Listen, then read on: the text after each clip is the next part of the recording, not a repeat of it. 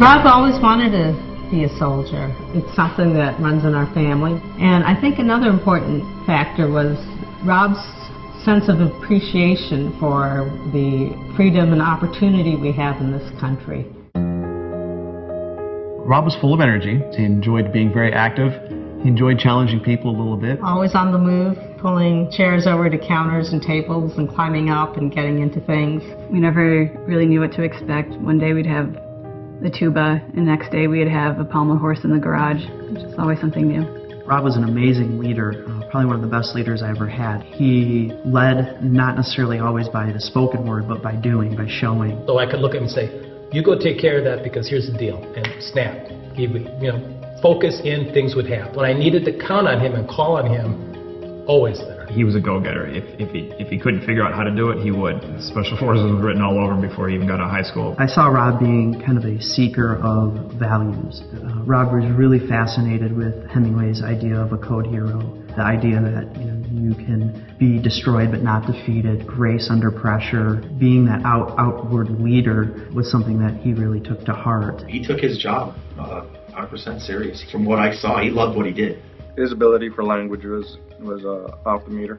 Very capable of communicating with the locals, and they loved him for it. He's always pushing himself to know more and to be the best. We went up to a village way up north. He jumped on the horse and he played with the Afghans. Riding back and forth in a little herd. Robbie was flying across the meadow when he came across a tree, and he literally had to throw his hands up in the air and lean all the way back, just like seeing TV, but it's a pretty awesome moment. The epitome of what, being a Special Forces soldier is to be able to win over the hearts and minds and really be able to do that, and he did it to the fullest extent.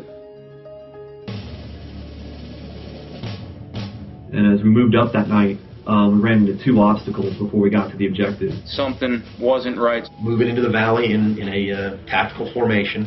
I think the hair on everybody's neck was starting to stand up. We heard Allah Akbar screamed out. They turned out to be like ants coming out of an anthill. They just started coming out all over the place. And that's when all hell broke loose.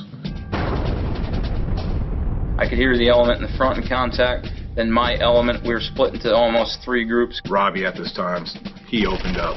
Immediately I see him charging a PKM position. Robbie kept going at it, and we saw guys die. We were engaged to our left, our front, our right. There were 40 of them, and basically 8 of us. The next thing I heard was Captain Cusick. He came out over the radio, I'm hit.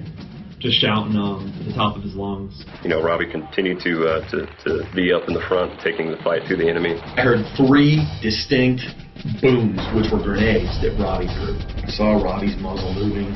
He kept engaging and engaging and engaging.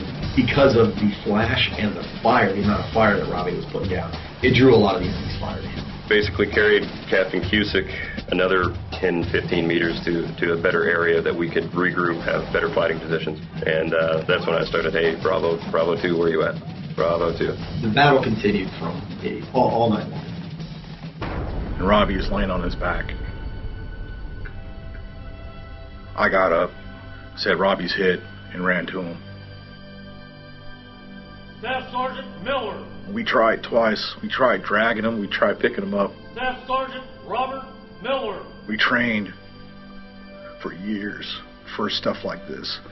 And I gave him pick my buddy up. Staff Sergeant Robert James Miller.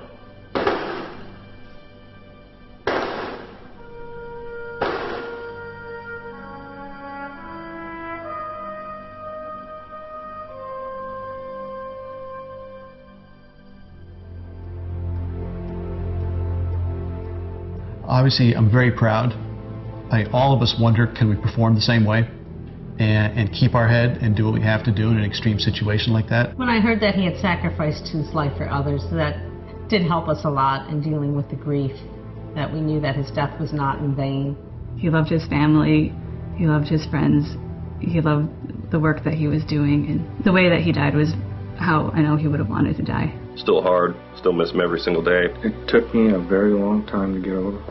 Things like that shouldn't happen to people like him. The Medal of Honor for Rob, to me, is awarding his character. It was an outgrowth of his character that created the opportunity for his actions that was in Rob already. It represents the gratitude of the country and the fact our son will become part of the written history of the United States is a moment that I'm not sure I appreciate adequately yet. Some people are like comets. They come in, they light the sky up, and then they're gone. And it's hard to lose him, but it was what he wanted to do. And I don't think he would do anything different.